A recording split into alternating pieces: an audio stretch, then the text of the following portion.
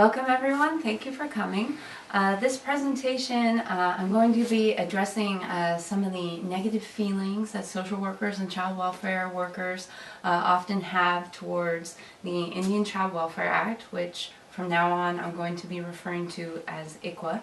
And I'm going to be talking about how even though those negative feelings exist, there is ample reason to apply ICWA, and also not just to apply the law, but also to apply the spirit of ICWA, as we call it, to those who the law requires ICWA to be applied to, but also to those who would benefit from it, even if it's not legally mandated that social workers apply it.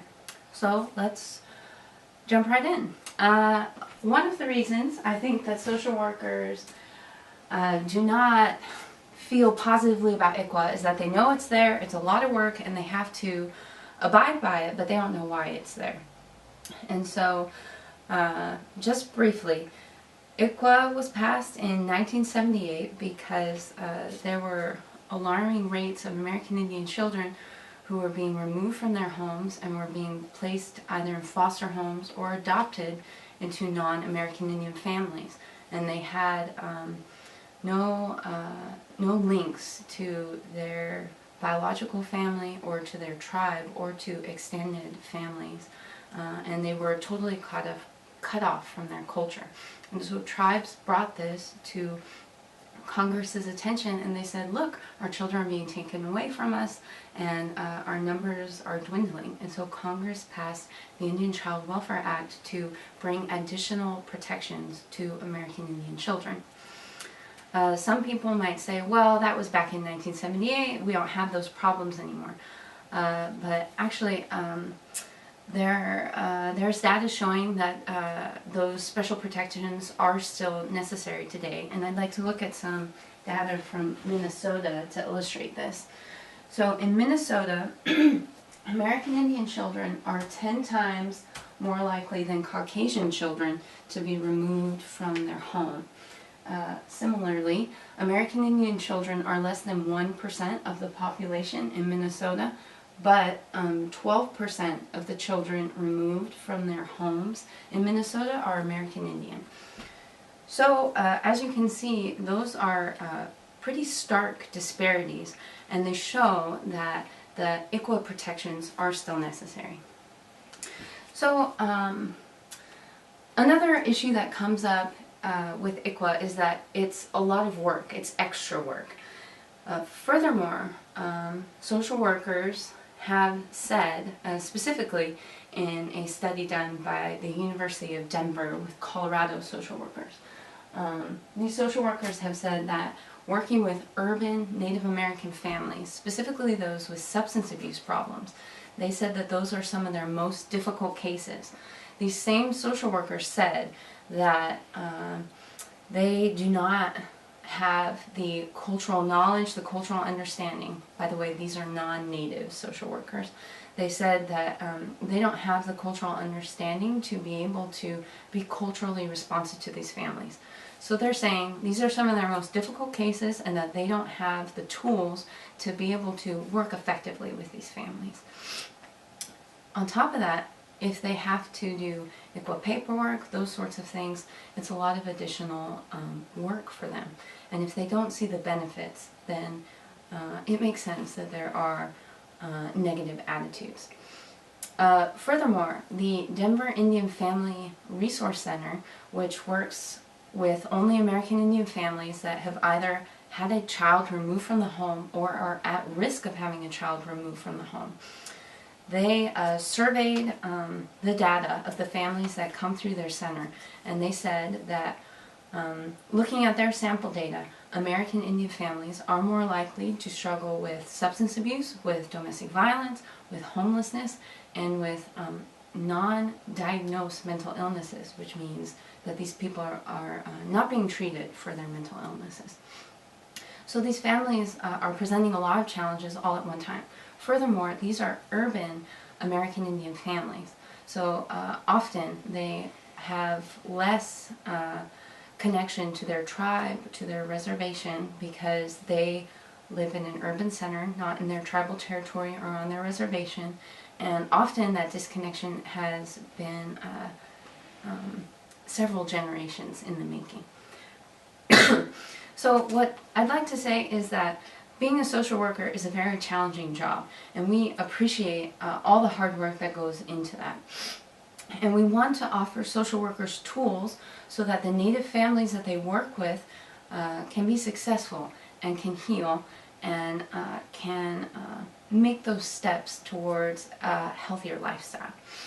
And how we propose to do that is through applying the spirit of ICWA. ICWA legally it is only required that social workers utilize ICWA with children and families basically who are enrolled in their tribe. But many urban natives are not enrolled with their tribe, but they still identify as American Indian, and they would still benefit from social service or cultural services. So when we say applying the spirit of ICWA, what we're talking about here is referring those families to urban Indian health clinics, to native TANF, to the cultural educational resources that are available, to culturally specific mental health services, and community events, talking circles, culturally specific groups, parenting classes, those sorts of things. Even though it is not legally required that social workers do this for non-ICWA eligible families, we are encouraging that if social workers do that, there are benefits for these families. And there is data showing the benefits to these families. The Denver Indian Family Resource Center, as already mentioned, works only with Native American families that have this connection with child welfare already. They emphasize, and I think this is very important, they emphasize that cultural services are a big part of what they do, but also a big part of what they do is substance abuse treatment, trauma treatment, mental health treatment. They are looking at it holistically. So while here I am emphasizing social or cultural services, I don't want it to seem that I'm de-emphasizing other also important services that these families need in order to be holistically healthy. However, families who went through this program have positive results. So in 2009 there were 73 families that were served by the Denver Indian Family Resource Center. 73 families, and only one of those families was re-reported to CPS, Child Protective Services. So that is less than 2% of that group of people. Colorado state statistics is over 4% of families are re-reported. And this is looking at families while they were in the program and also 6 months after they were in the program. These same 73 families also had a lower rate of children who were in out-of-home placements. The staff also said that these children were safer in the home, that the family was safer, and that there were the parents had more resources that they could fall back on to help them through this. So these results, although there are